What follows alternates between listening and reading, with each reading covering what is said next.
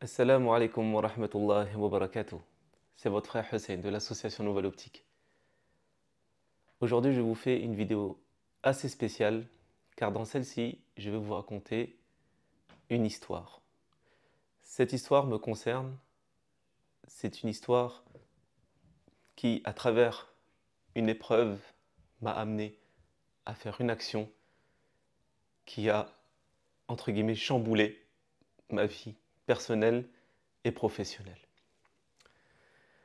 En effet, il y a quelques années de cela, j'avais tenté de me lancer dans l'entrepreneuriat à travers l'ouverture d'une pizzeria. Après son ouverture, alhamdulillah, cette pizzeria fonctionnait plutôt pas mal. Nous faisions diverses pizzas, des sandwichs. Nous avions plusieurs propositions qui satisfaisaient nos clients. Et nous misions sur la qualité de nos produits et nous avions une certaine réputation. Et après un moment passé dans la pizzeria, j'avais décidé de tenter de me lancer dans un autre petit business avec un ami en me rendant à l'étranger pour acheter de la marchandise afin de la vendre en France pour essayer de gagner ma vie tout simplement. Après ce voyage, à mon retour, j'avais délégué la pizzeria à certaines personnes et bien sûr nos attentes n'étaient pas celles que nous avions et nous avons dû prendre certaines décisions car nous étions entrés dans une période où il y avait des factures, il y avait pas mal de choses à payer et nous étions dans l'incapacité de les payer. La solution, c'était de proposer à un de mes associés de travailler avec moi le temps de remonter la pente, mais celui-ci refusait et voulait absolument qu'on essaie de vendre la pizzeria pour qu'il puisse avoir ses parts et ainsi de suite. Chose que j'avais tenté de faire, et lorsque j'avais eu des propositions d'achat de la pizzeria, donc il y avait certaines conditions, donc fallait trouver les bons raccords entre nous et les futurs acheteurs de la pizzeria. Et c'était une période où une personne de mon entourage était sur le point de succomber à un cancer. Et donc j'essayais de trouver les personnes qui étaient entre guillemets intéressées pour l'achat de la pizzeria et j'avais pris certains rendez-vous, mais j'ai dû me déplacer pour aller au chevet du membre de ma famille qui était mourant. Et l'associé en question a profité de mon absence pour, entre guillemets, dévaliser la pizzeria et prendre tout le matériel qui concernait la pizzeria. Et je me suis retrouvé donc dans l'incapacité de la vendre et dans l'incapacité de payer mes factures. Il fallait donc passer par différentes démarches pour mettre en place une liquidation judiciaire. C'était une période assez difficile car c'est tombé aussi dans une période où mon fils Daniel était né et je me suis retrouvé, comme on dit, sur la paille. Aucune solution. J'avais même les différentes personnes à qui je devais de l'argent, comme une personne qui était responsable d'une centrale d'achat. D'ailleurs, je le remercie. C'était un frère qui s'appelait Abdel Malik. Et je m'étais rendu auprès de lui pour lui faire part de difficultés que je rencontrais, du fait que on a eu une discorde entre les associés, que je n'avais plus les moyens de régler quoi que ce soit. Et alhamdulillah, c'est un frère qui connaissait plus ou moins mon caractère, qui connaissait ma personne. Il savait que je n'étais pas quelqu'un qui voulait d'ailleurs euh, ne pas assumer mes erreurs, etc. Donc d'ailleurs, je m'étais rendu dans son bureau pour lui expliquer, voilà, je sais que je te dois de l'argent, mais il faudrait trouver une solution pour que je puisse faire un échéancier, etc. Parce que je n'ai plus du tout de quoi payer, je n'ai pas de situation professionnelle, je n'ai pas de droit, donc j'étais vraiment dans une situation très compliquée. Et je profite de nommer toutes les personnes dans cette histoire-là pour les remercier aussi et de demander à Allah Azza wa Jal de les récompenser car ça a été un très grand soulagement dans ma vie. Et ce frère, Abdel Malik, m'a dit très sagement, je connais ta situation maintenant, tu as été, entre guillemets, honnête de venir me voir, m'exposer la situation, donc il m'a effacé la dette sur le champ, qu'Allah subhanahu wa ta'ala le récompense. Ensuite, je faisais mes différentes démarches pour la liquidation judiciaire. Donc vous connaissez les paperasses, c'est pas facile. Donc j'essayais en même temps d'essayer de trouver du travail, mais c'était très compliqué. Et donc mon fils était né, je n'avais pas de quoi payer les loyers, donc j'avais des retards de loyer. Je n'arrivais même pas à payer les couches de mon fils. C'était une situation assez compliquée. Et à un moment donné, je me suis rappelé d'une personne à qui j'avais prêté la somme de 100 euros. Et cette somme de 100 euros, à ce moment-là, était très très importante pour moi. Et cela m'a poussé à être un petit peu désobligeant vis-à-vis de cette personne. Cette personne s'appelait Steven. Et le frère Steven euh, avait, entre guillemets, dépassé la date à laquelle il devait me rendre ces 100 euros. Donc j'avais profité de l'appeler. Et quand je l'ai appelé, j'étais un petit peu virulent avec lui en lui disant « Il faut absolument que tu me donnes mon argent, ça ne peut pas continuer comme ça, ce n'est pas correct de ta part, etc. » Mais avec d'autres mots, bien sûr. Et lui me disait « Mais pourquoi tu me parles ainsi? Tu sais très bien que moi aussi j'ai des difficultés, je ne peux pas te les rendre comme ça. » Et donc c'était un échange qui m'avait marqué. Quand j'ai raccroché avec Steven, je me suis dit « Mais pourquoi je deviens désobligeant avec les gens pour une histoire d'argent? Je n'ai pas envie de ressembler à ceux qui m'ont causé du tort à travers la faillite de la pizzeria. » Donc, j'ai fait une action, et cette action-là, après recul, après méditation, a été sûrement une cause à ce que ma vie a changé. J'avais prié, j'avais fait des unités de prière, et je me souviens avoir demandé à Allah subhanahu wa ta'ala, « Oh Allah, je vais effacer cette dette de ce frère Steven. Je vais effacer sa dette et ça sera l'action à travers laquelle je te demande de me soutenir, de t'occuper de moi, de t'occuper de ma situation, de changer ma situation. » Donc j'ai fait cette invocation et j'ai tout de suite rappelé Steven en lui demandant des excuses, en lui disant « Harry, je n'ai pas voulu être désobligeant, mais la situation fait que je n'ai pas pu me maîtriser, donc je te demande pardon et je t'annonce que je t'efface la dette. » Il refusait et je lui ai dit « Écoute, on s'est entre guillemets embrouillé pour que tu me rendes l'argent, on ne va pas s'embrouiller pour pas que tu me le rendes. » Donc il m'a dit « Barakallahu fik et qu'Allah nous facilite tous. » Après cela, j'avais l'habitude de prier dans une mosquée et donc comme beaucoup de personnes, après la prière, on retrouve les voisins à la sortie de la mosquée, on discute de choses et d'autres, actualités, rappels spirituels, etc. En marchant, en rentrant chacun chez nous. C'est toujours un petit moment qu'on passe avec les frères à la sortie de la mosquée.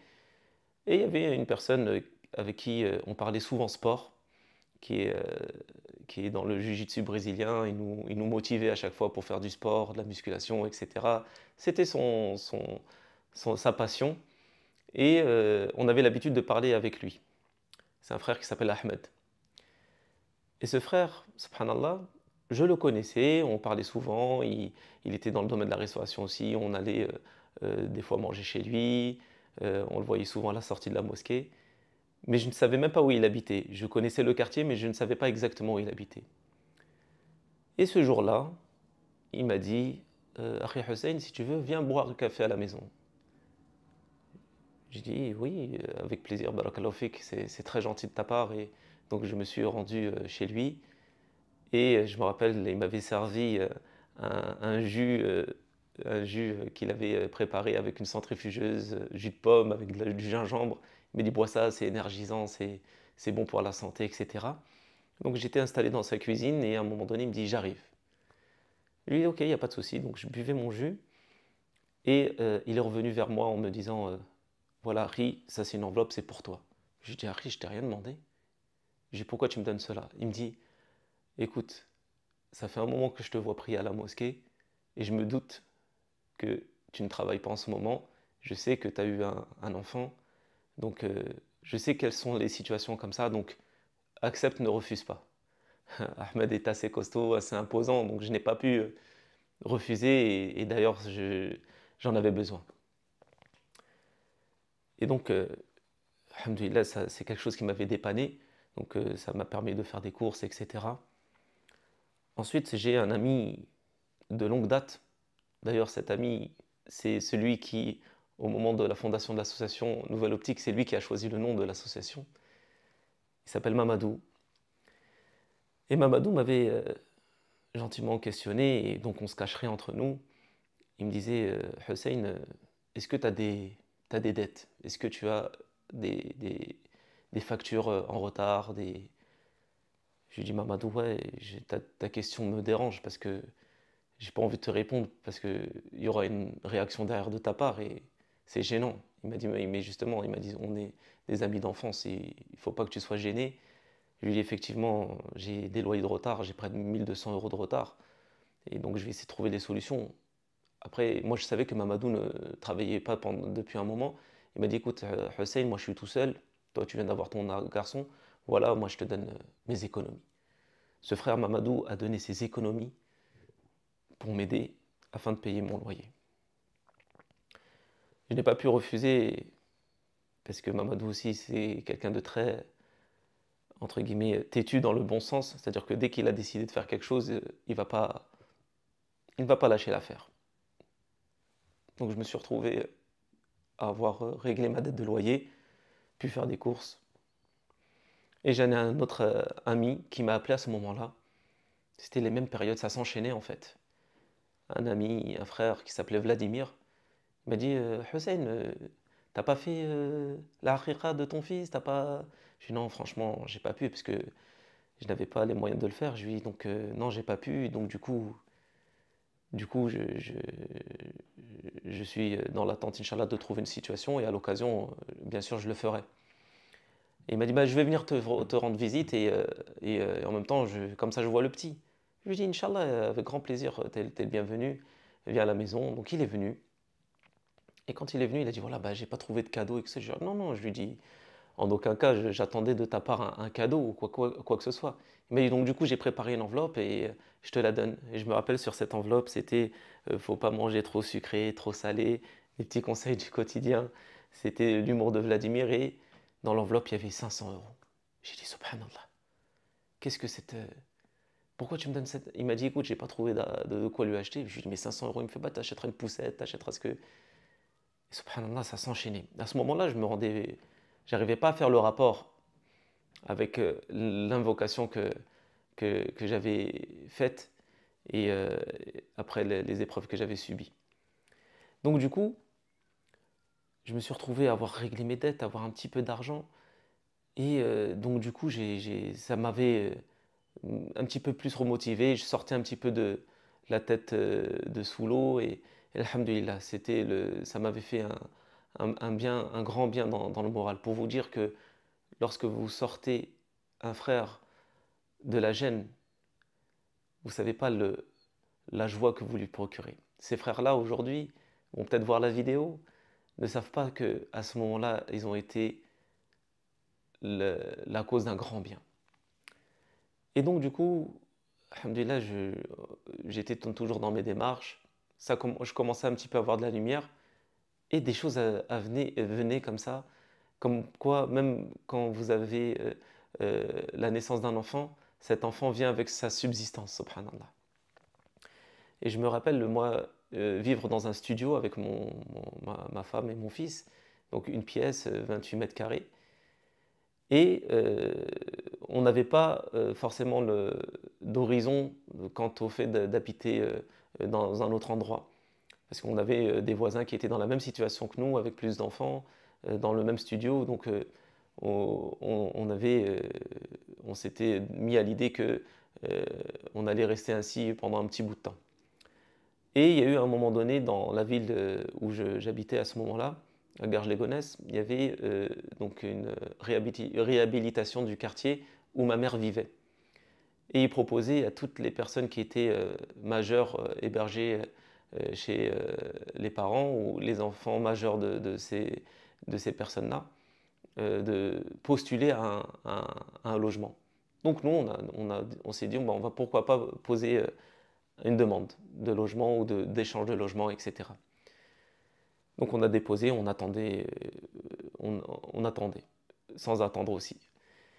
Et à un moment donné, j'ai mon épouse qui, en passant dans le quartier où on habitait, on voyait toujours un appartement qui était vide, et elle me disait, j'aimerais bien habiter ici. Je lui dis, Inch'Allah, je lui dis, tout est possible, de toute façon, nous on fait des doigts et on va voir. Et c'était un appartement qui, pendant près d'un an, on voyait à chaque fois vide. On s'amusait à regarder, il est vide, il est habité, il est vide, il est habité. Et donc, jusqu'au jour où on a eu un appel du syndic qui s'occupe de ces logements, ils nous ont dit, on va vous faire visiter un appartement. Donc, on a dit, ah, franchement, c'est une bonne nouvelle. Donc, on vient, on suit la personne, on arrive dans l'appartement qu'on voyait pendant un an. Subhanallah. On arrivait dans l'appartement, donc il était dans un sale état. Mais bon, on s'est dit, dans tous les cas, alhamdoulilah, on fera un petit nettoyage, on fera ce qu'on peut. Et le jour où on pourra faire des travaux, on fera des travaux. Donc on a signé le bail, on a eu les clés, on était contents, alhamdoulilah. On va changer un petit peu. Donc on avait un préavis et je ne savais pas comment faire pour... fallait nettoyer, mais bon, c'était assez spécial. Mais je me suis dit, allez, on va essayer de trouver notre confort malgré tout dans cela et se contenter et remercier Allah subhanahu wa ta'ala pour cette situation. Et là, j'ai une personne qui s'appelle Jamel, m'avait contacté, il cherchait un appartement où et de temps à autre, il m'appelait pour prendre des nouvelles, etc.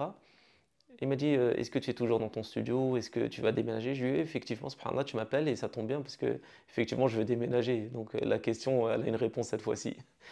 Il m'a dit, c'est où, etc. Il a pris des informations. Et je lui ai dit, oui, je lui ai dit, ça c'est dans le même quartier, c'est juste deux bâtiments à côté et on va se retrouver dans un espace plus grand pour ma femme et mon fils. Et il m'a dit, tiens, j'aimerais bien voir.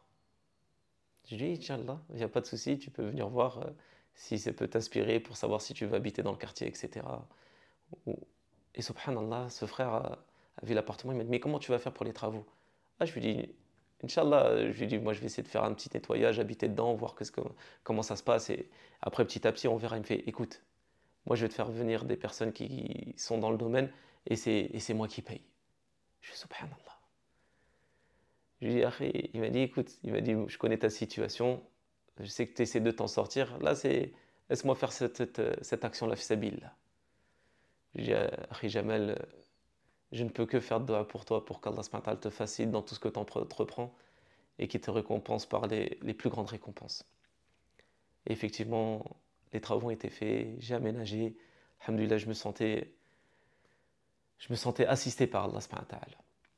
Sans encore faire le rapport avec le fait que j'avais effacé la dette de Steven et que j'avais demandé l'aide à Allah subhanahu wa ta'ala. Parce qu'on avait, entre guillemets, comme on dit, la tête dans le guidon à ce moment-là. Et donc j'ai déménagé, je continue à fréquenter la mosquée. Et j'essayais de faire des petites maraudes à ce moment-là, et d'essayer, avec les dons que les gens nous confiaient, faire des petites maraudes, donner des sandwichs aux sans-abri, etc. Et là, j'ai un voisin qui m'a suggéré de me rendre au Burkina Faso, car il avait de la famille là-bas. Il me disait, essaie de te rendre au Burkina Faso pour que tu puisses voir si tu peux subvenir aux besoins des gens dans ce pays.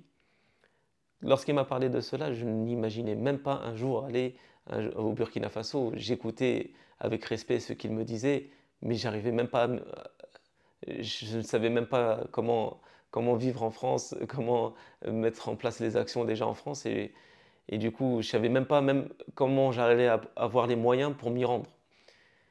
J'ai dit, Inch'Allah, si Allah subhanahu wa ta'ala l'a décrété, on ira voir ce qui se passe chez nos frères au Burkina Faso et on verra à ce moment-là comment ça se passe. Et j'arrive donc à la mosquée, je prie et j'ai un ami qui s'appelle comme moi Hussein qui me dit Hussein, je voulais te demander, j'aimerais bien faire des vacances, etc. Et je me rappelle que toi, tu avais des connaissances peut-être en Thaïlande, etc., pour peut-être faire des vacances.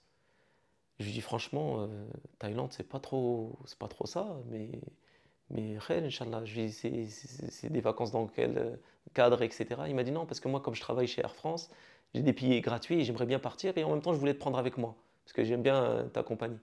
Je fais subhanallah. Je lui dis, c'est gentil, mais moi, le Thaïlande, c'est pas la destination que j'ai forcément envisagée. Et là, j'ai pensé au frère qui m'avait parlé du Burkina Faso.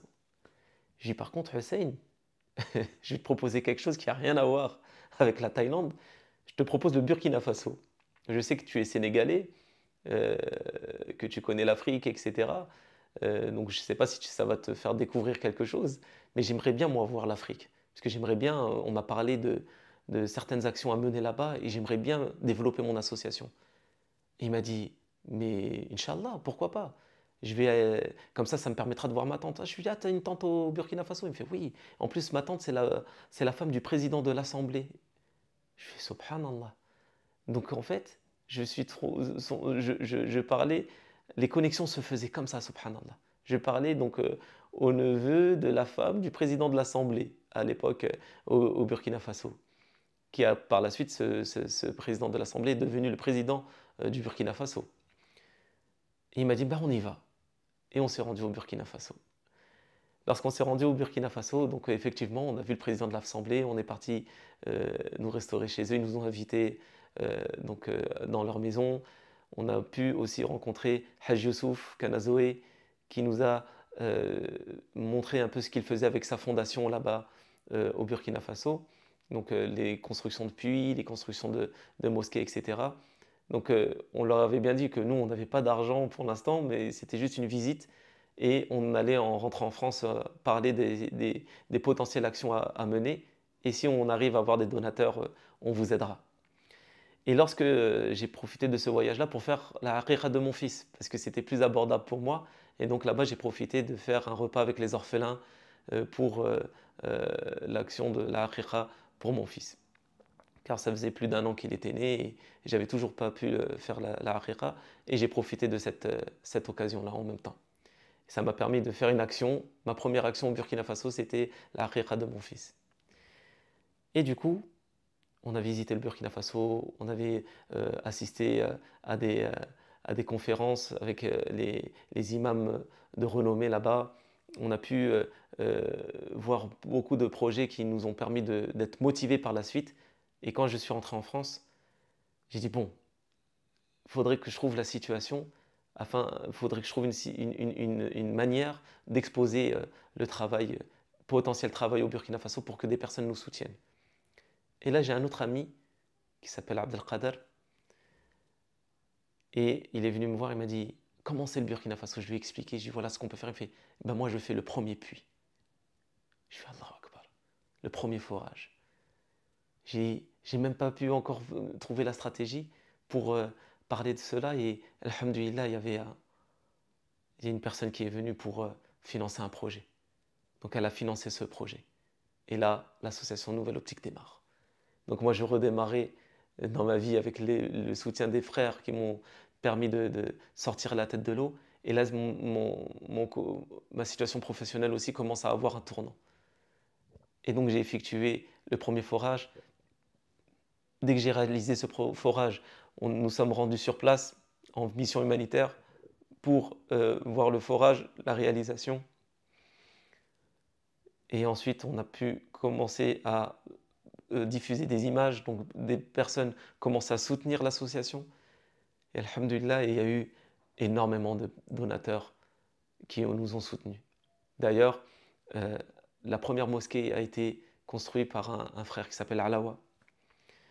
C'est un frère qui, masha'Allah, jusqu'à aujourd'hui soutient l'association. C'est la première mosquée qui a été réalisée par l'association Nouvelle Optique par le biais du don de notre frère Alawa, qu'Allah le récompense. Et c'était la première mosquée de l'association Nouvelle Optique qui a été réalisée.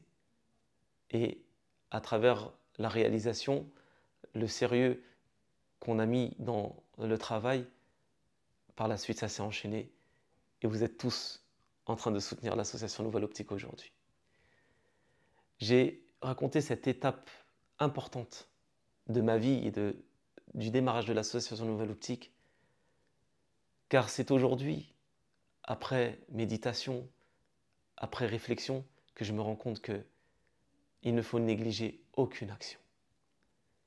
Car lorsque vous allez mettre en place une action, les répercussions, vous allez les voir au fur et à mesure. Et à chaque fois que je vois l'association Nouvelle Optique, je pense à la prière que j'avais faite à ce moment-là en demandant à Allah subhanahu wa ta'ala de m'assister et que pour cela, j'effaçais la dette d'un frère, malgré que j'étais dans la gêne. Donc, n'hésitez pas à avoir du pardon entre vous, du pardon entre nous, d'aider votre prochain, d'aider vos proches, d'aider vos amis, vos voisins. Invoquez Allah subhanahu wa ta'ala pour qu'il vous assiste dans vos situations. Cette histoire, j'espère que vous allez pouvoir la partager, car des fois des personnes se demandent où ils en sont. Que doit-il faire? Ils ne voient pas le bout du tunnel. Mais sachez que, subhanallah, Allah subhanahu wa ta'ala n'est pas inattentif à ce qui nous arrive. Toutes les épreuves que nous subissons ont une sagesse.